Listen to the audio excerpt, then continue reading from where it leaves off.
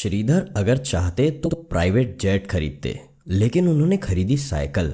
वैसे भी अगर किसी की कुल संपत्ति 18,000 करोड़ रुपए की हो तो 300 करोड़ रुपए के प्राइवेट जेट विमान खरीदने पर ऑडिटर भी एतराज नहीं करेगा।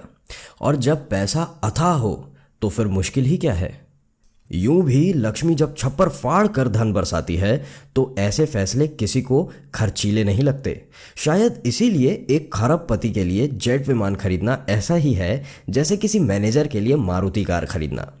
लेकिन जोहो कॉरपोरेशन के चेयरमैन श्रीधर वेम्बू पर लक्ष्मी के साथ साथ सरस्वती की भी मेहरबानी थी, इसीलिए उनके इरादे औरों से बिल्कुल अलग थे। प्राइवेट जेट खरीदना तो दूर, उन्होंने अपनी कंपनी बोर्ड के निर्देशकों से कहा अब कैलिफोर्निया से जोहो कॉरपोरेशन का मुख्यालय कहीं और ले जाना चाहते हैं। श्रीधर के इस विचार से कंपनी के अधिकारी हतप्रभ थे, क्योंकि सॉफ्टवेयर इंडस्ट्री के लिए कैलिफोर्निया के बे एरिया से मुफीद जगह दुनिया में और कोई है ही नहीं।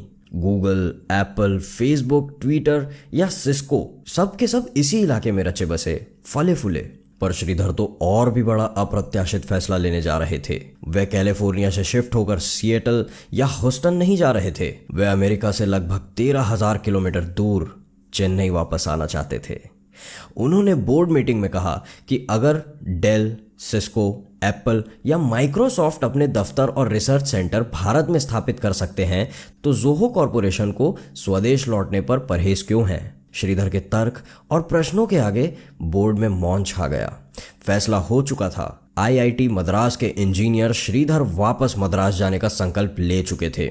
उन्होंने कंपनी के नए मुख्यालय को तमिलनाडु के एक गांव जिला टेंगसी से स्थापित करने के लिए 4 एकड़ जमीन पहले से ही खरीद ली थी और ऐलान के मुताबिक अक्टूबर 2019 यानी ठीक 1 साल पहले श्रीधर ने टेंगसी जिले के मथला मपराई गांव में जोहो कॉरपोरेशन का ग्लोबल हेडक्वार्टर शुरू कर दिया।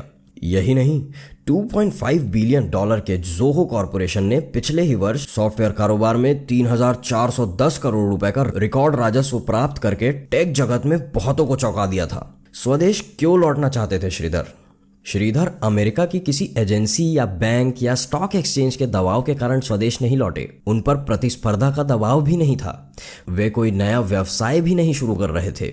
वे किसी नकारात्मक कारण से नहीं, एक सकारात्मक विचार लेकर वतन लौटे। उन्होंने कई वर्ष पहले संकल्प लिया था कि अगर जोहो ने बिजनेस में कामयाबी पाई तो वो प्रॉफिट का एक बड़ा हिस्सा स्वदेश में निवेश करेंगे। कंपनी के मुनाफे को वे गांव के बच्चों की आधुनिक शिक्षा पर भी खर्च करेंगे। इसी इरादे से उन्होंने सबसे पहले मथलाम पराई गांव में बच्चों के लिए निशुल्क आधुनिक स्कूल खोले। कंप्यूटर टेक्नोलॉजी के जानकार श्रीधर गांव में ही जोहो विश्वविद्यालय भी बना रहे हैं, जहां भविष्य के सॉफ्टवेयर इंजीनियर तैयार होंगे। फोर्ब्स मैगजीन में दिए एक इंटरव्यू में श्रीधर बताए हैं कि टेक्नोलॉजी को अगर ग्रामीण इलाकों से जोड़ा जाए तो गांव से पलायन रोका जा सकता है। गांव में प्रतिभा है, काम करने की इच्छा है। अगर आधुनिक शिक्षा से हम बच्चों को जोड़ें तो एक बड़ा टैलेंट पूल हमें गांव से ही मिल जाएगा।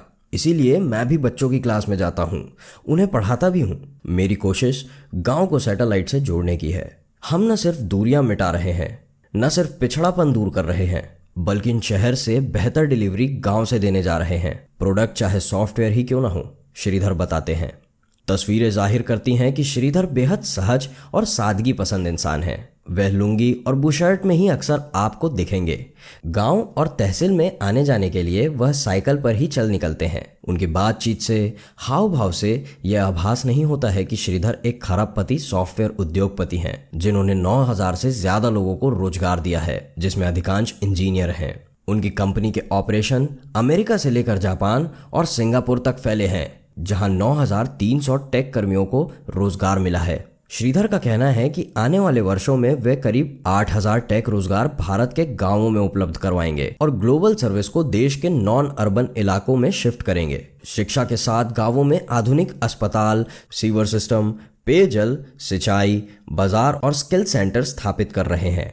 जननी जन्मभूमिश्च स्वर्गादपि गरीयसी। Please like, share and subscribe the channel.